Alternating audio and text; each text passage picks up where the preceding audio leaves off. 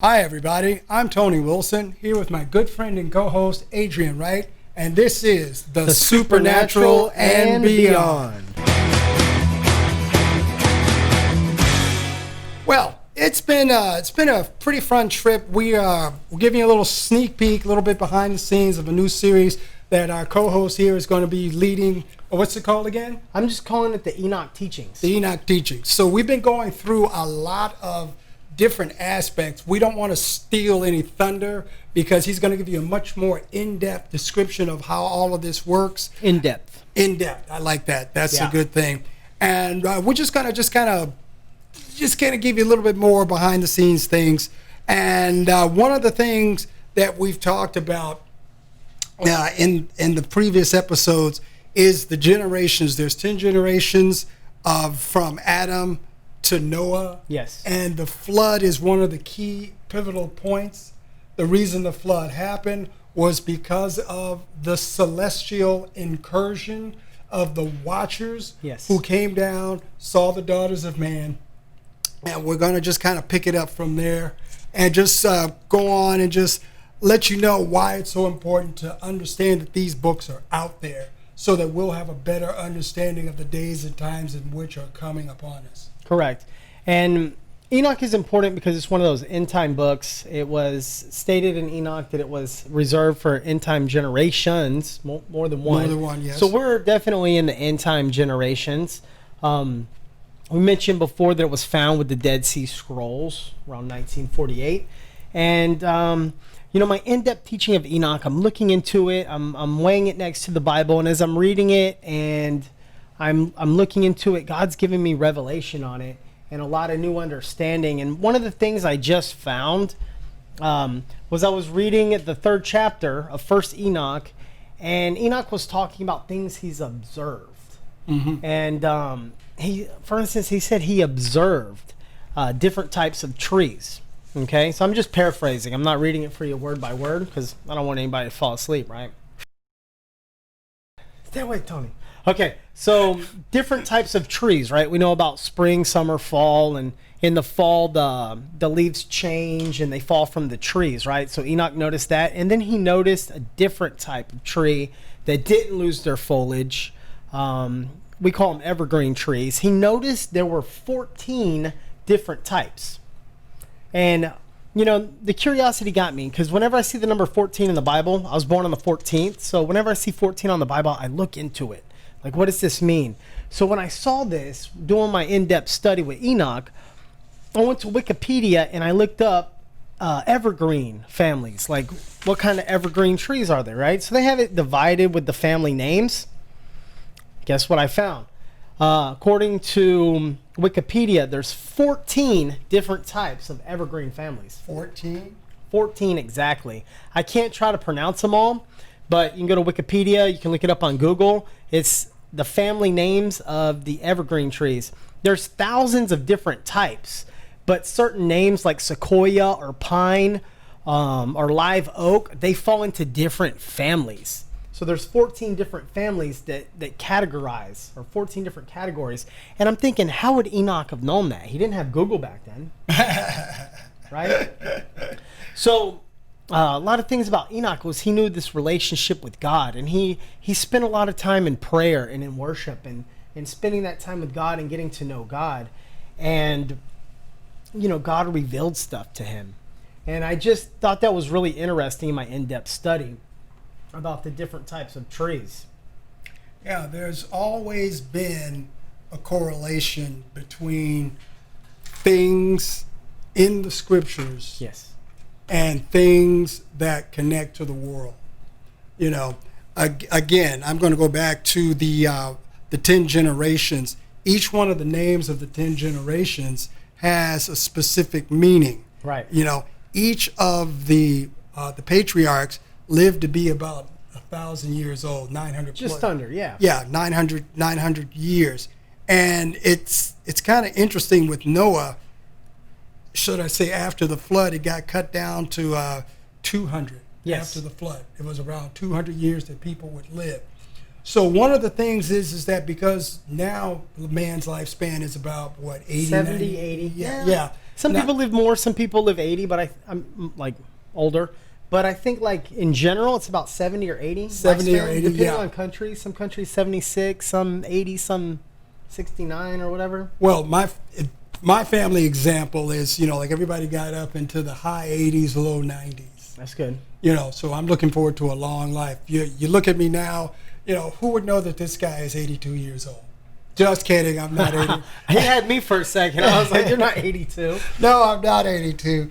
But the thing of it is, I remember as my grandparents and my parents were getting older, they didn't look old and wrinkled. Yeah. They still look very well preserved. Like, as a matter of fact, there's a picture in my mom's house of when my mother and father got married.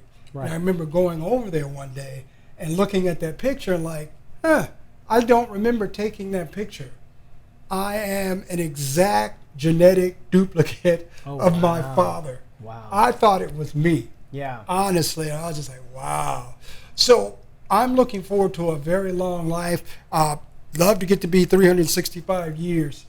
Yes, like Enoch. Yeah, like Enoch, exactly. Right? However, when the time comes, I'm ready to go. I've lived a rich, full life, nothing to be ashamed of. Well, let me take that back. A few things to be ashamed of. I think we all do. Yeah, but the main thing is that I'm glad that I am in this day, this time, this generation, so that I can help present the truth. Like I said on an earlier segment, there's a lot of fake news out there, and without people like us and you to know the truth, to be able to share that information so people will have a much better understanding of who they are in relationship with the Creator. Because it wasn't just about Jesus, Yeshua, coming down and dying on a cross and, the forgiveness of sins and so forth and so on. Right. All of this confusion, death, destruction, chaos that was started with the fall of Lucifer. Yes. And then the coming down of the Watcher class angels. There's a mess not only on earth, but in the heavenlies as well. Yeah. And Yeshua came to restore all of that back to its original beginnings. Right. And I like how you brought in Yeshua right there, because you were talking about, you're going to live a long and healthy life. And the good news is that you and I, we believe in the Messiah. We believe in Yeshua. But we have that promise, that eternal promise, that eternal life promise. And what's interesting is when I found in Enoch, Enoch saw those blessings and saw that the righteous would inherit the earth, that they would inherit eternal peace and prosperity and eternal health. And I think a lot of people kind of get some of that confused and think that's for us now. But it's because of the work of the Messiah that we have that, I'm not going to say exit ticket, but we have that opportunity to live eternally, where we don't have the death, the destruction, the disease, the corruption, the confusion, the lies of the enemy, the manipulation, the control. The list goes on, where we don't have that.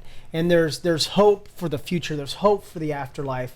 There's hope for the Messiah coming back. And these end time generations that are coming are going to be powerful. They're going to be more powerful than what we saw in the past. And I think that it's important that we dig deep and we stay grounded in that foundation that is the word of the Messiah, the word of Elohim, the word of God, that we dig in with that, and that we also seek God for more. Like, what's more that you have for our lives?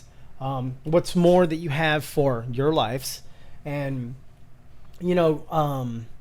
like Tony said, we just want to put the facts out on the table. We want you to make your own decisions, but as factually as possible, as truthful as possible, we want to lay all the information down for our viewers and our listeners so that they know, like, there's more out there than just what we're being told and what we're being sold. Right, exactly. And I'm proud to be a part of this end time generation. We are definitely in the beginnings of the end times. All you have to do is look on the news as much as you can trust. We've got plagues. We've got plagues of locusts. We've got famines. People are being beheaded for the truth. No other time has this been put out there for us to see. Yes. So now we should take note and say, is there some truth, in fact, behind all these things? And this is why the Supernatural and Beyond was started. Right. Brief history. I had been collecting all these little data points about this, that, the other thing, giants, UFOs, and so forth and so on. And I said, I can't just be collecting this just for my own information. I need to get this out there to the people, for those that are interested, because when I got started, it wasn't a lot. Yeah. Now there's a lot of information. So I just want to share the knowledge that I've accumulated over the years, and I want you, the viewers, and people that follow us to share your stories and adventures, because all of them are not mine. Yeah. I'm not looking for you to convince me. I just want to hear what you have to say. There is no right, there is no wrong. There's just simply your experience that led you to this point. I want to know about it. That's what we do here on the Supernatural and Beyond, and hopefully it will open up dialogue for other conversations that will help eradicate some of the negativity that's going on in the world. Yeah, the lies, the confusion. It's just, confusion, that's the word. Confusion. People don't know what to do. Yeah. We've got generations coming up after us, and they're asking all the hard questions now. Right. They're not waiting till they're getting 35 and 40. They're asking them at 15, 16. I have a niece. We have in-depth discussions about the things we talk about on the Supernatural and Beyond and more. Yeah. So, and that's what I like about the younger generation. Like, a lot of people look at them and think that they're lost, but I see in them that they don't put up with lies. They don't put up with the confusion and the what's that word? The distractions and, right. and all the lies that are put out. They're the generation that they'll call you out. They'll be like, wait, something doesn't sound right. They'll about call this. you out Like, on it in a minute. and then if you lie about one thing, they look at you like, how do we know you're not lying about another thing? And I have a lot of hope for the generation that's young right now that's coming up, because they're seeking for more. They know there's more than just what's being put out there. And if you know, the lies don't have to be, the big right, like you're going to do this and that's not going to happen, and so forth and so on. Little lies like Santa Claus. Yeah, anything deceitful. The Easter Bunny. Yeah. These are lies. Yeah. Harmless little white lies, something for the kids, but they're lies. Mm-hmm. So we have to be very careful about what we say and who we say it to, especially the younger generation, because they're taking this all in and they're going to judge you or me on what I say. So make sure you're giving them the hard truths. They can take it. They can take it better than you and I can. They want that truth too. That's what I like. I like their hunger.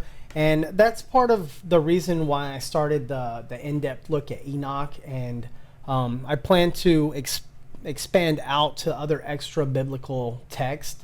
But I weigh it side by side, because I know the Bible's true and the Holy Scriptures are true. So I always weigh everything based on that foundation.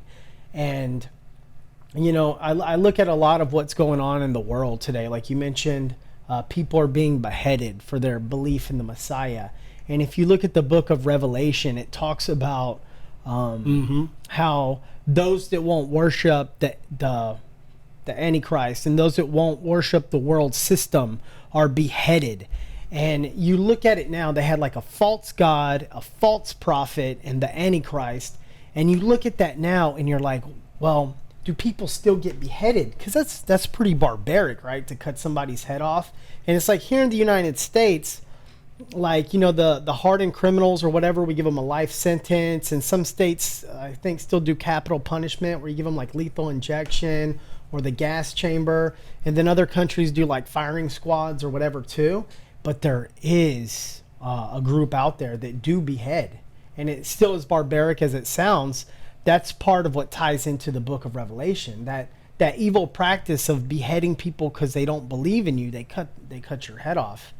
And I don't want to point fingers, but like it's another religion that rivals Christianity, and it just kind of, you don't believe in their God, they come after you, and you won't bow to their God, they cut off your head.